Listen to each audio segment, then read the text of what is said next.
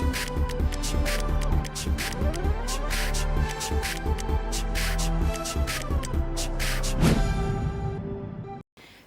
sahabat inovasi, jumpa bersama saya Yosi Fatrianti dari Badan Litbang Provinsi Sumatera Selatan dalam acara One Day One Innovation. Satu hari, satu inovasi, tiada hari tanpa inovasi. Sahabat inovasi, saat ini inovasi menjadi sebuah keharusan. Dunia terus berubah, maka kita pun harus adaptif dan inovatif. Untuk menginspirasi, kami hadir dengan para inovator hebat dengan inovasi-inovasinya dalam acara One Day One Innovation. Sahabat inovasi, kembali kita berbincang-bincang tentunya tentang inovasi. Tidak akan ada habis-habisnya kita berbicara inovasi selama inovasi ini dapat bermanfaat untuk masyarakat atau kita semua tentunya. Nah, biasanya inovasi ini bermuncul dari suatu masalah yang ingin kita selesaikan. Nah, di berbagai sektor pun banyak telah melahirkan suatu inovasi-inovasi, tidak terkecuali di bidang pangan. Nah, saat ini kita akan membahas satu inovasi di bidang pangan olahan yang tentunya ini akan memberikan manfaat bagi pengguna inovasinya. Nah, saat ini telah hadir seorang inovator yaitu Rizka dari Voltekes Palembang dengan judul inovasinya mie tintalor. Nah, ada apa? Ya, seperti apa ini inovasinya ya? Nah, nanti langsung aja kita tanyakan dengan narasumber kita hari ini. Baik, langsung saja kita sapa. Selamat datang Rizka. Ya, terima kasih Bu. Oke, tentu saja kabarnya baik ya hari ini ya. Alhamdulillah baik. Oke, baik. Nah, ini Rizka inovasinya adalah mie tintalor. Ya. Iya Bu, Oke. mie tintalor. Nah, ini inovasinya seperti apa? Dan apa yang menjadi latar belakang munculnya ide untuk melakukan inovasi ini? Untuk mie tintalor ini sendiri, kenapa Rizka melatar belakangi untuk membuat mie tintalor? Mie tintalor itu sendiri ialah mie ikan patin berbasis tepung tapioka dan daun kelor, di mana tujuan sebenarnya untuk dilakukannya pembuatan mie ikan patin berbasis tepung tapioka dan daun kelor ini untuk membantu menanggulangi masalah, yaitu masalah gizi pada balita, yaitu wasting, di mana diketahui bahwa wasting ini menjadi permasalahan gizi di Indonesia, salah satunya di Kota Palembang. Nah, di sini saya mengangkat itu di Puskesmas Betung Kota yang ada di Banyuasin, bahwa di Banyuasin itu menjadi urutan kelima di Provinsi Palembang ini, bahwa di Palembang tersebut angka kejadian wasting ini masih sangat tinggi, sehingga terjadinya permasalahan pada balita tersebut. Dari itu, Rizka berinovasi untuk membuat mie ikan patin berbasis tepung tapioka dan daun kelor. Oke, jadi sebenarnya mie tintalor ya? Ya, tintalor. Mie tintalor ini adalah mie ikan patin dan Daun kelor. Oke, jadi dari namanya inovasinya udah menarik ya. Ya. Jadi ini bikin orang penasaran, ternyata itu adalah mie yang dibuat dari ikan patin dan daun kelor. Nah, ini sasarannya tadi balita ya? Ya, untuk balita wasting. Oke. Kenapa Rizka mengangkat untuk balita wasting? Karena berdasarkan survei bahwa per tahunnya itu di Indonesia ini menghabiskan 14,4 miliar itu terdapat bungkus mie. Jadi mengkonsumsi mie instan.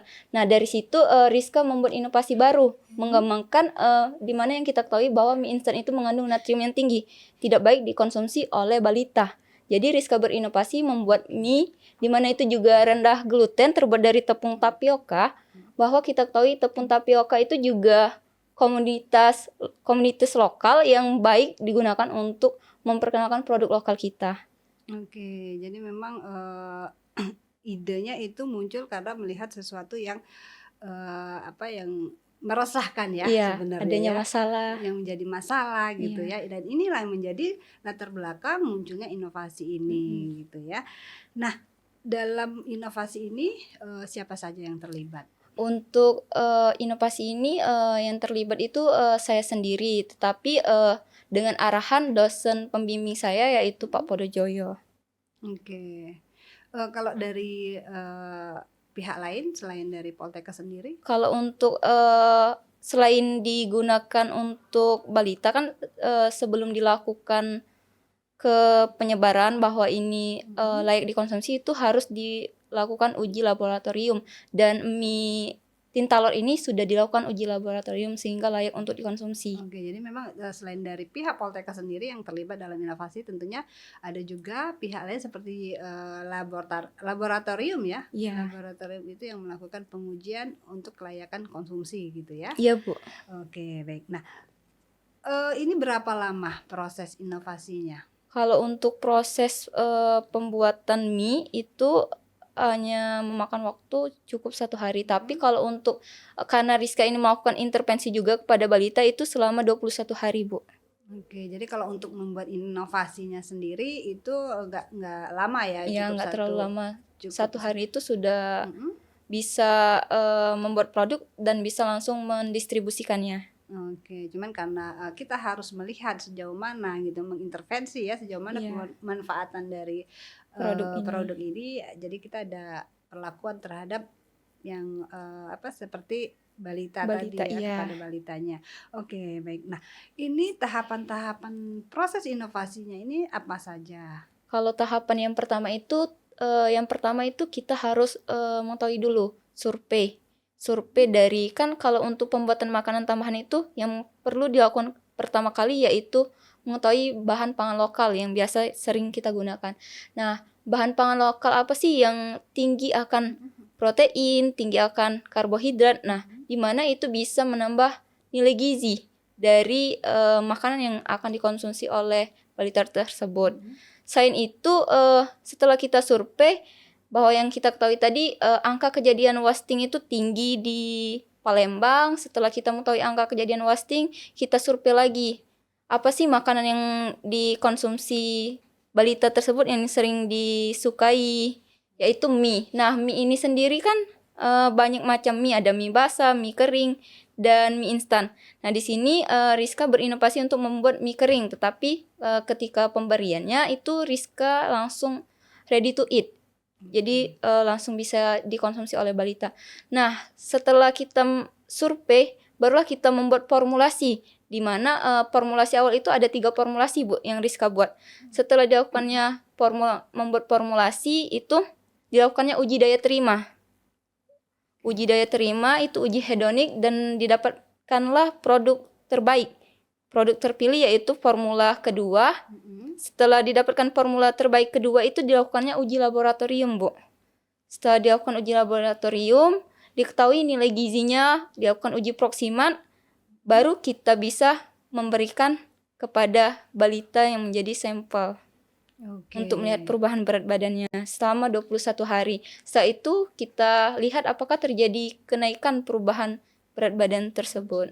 Oke, jadi sebenarnya tahapan dalam melakukan inovasi ini cukup panjang ya. Iya, cukup panjang. Karena harus ada uji cobanya terlebih Iya. dahulu, harus baik dalam percobaan formula ya, maupun dari mungkin sampai ke uji simpan ya. Ya, uji simpan itu sebenarnya saya tidak masukkan dalam penelitian saya, tapi saya amati itu bahwa selama 1 bulan ini mie tintalor ini bisa bertahan di tempat yang wadah tertutup di suhu ruang. Jadi masih bisa bertahan selama 1 bulan. Oke, ini sebelum diuji simpan ya, tapi dari pengamatan yang selama ini dilakukan itu untuk 1 bulan dengan wadah yang tertutup dalam suhu ruang itu mampu bertahan selama 1 bulan gitu ya mie ini ya. Oke, jadi cukup lama juga sebenarnya kan, karena kita tahu bahwa kalau mie itu ya nggak sampai berbulan-bulan juga ya kalau kita mengkonsumsi ya. Ya. Oke, baik. Nah, ini untuk membuat mie ini apa saja yang dibutuhkan? Jadi mungkin tadi disampaikan ada ikan patin dan daun kelor ya. Nah, apakah ada komposisi bahan lainnya? Untuk bahan-bahan yang saya gunakan itu yang pertama yaitu dari namanya saja yaitu mie tintalor.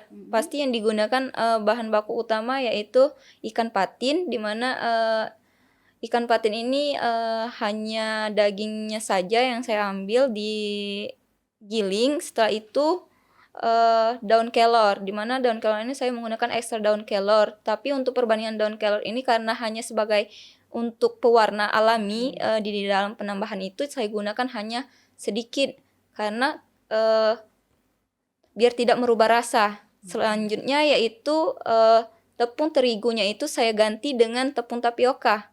Agar kenapa saya mengganti dengan tepung tapioka yaitu untuk pemanfaatan bahan pangan lokal. Karena apa? Karena tepung terigu itu kan diperolehnya melalui impor ya. Iya. Jadi kita memanfaatkan bahan pangan lokal yaitu tepung tapioka. Nah, selain 3 bahan utama itu saya juga menambahkan telur. Jadi di dalam mie ini terdapat double protein dari ikan patin dan dari daun kelor.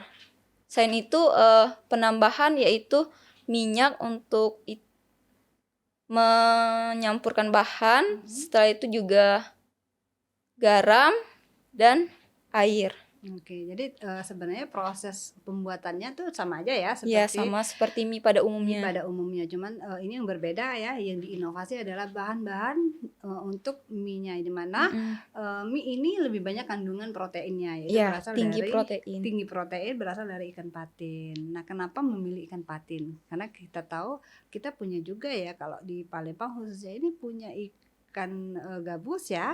Ya. Nah, kenapa ini Rizka pilihnya ikan patin?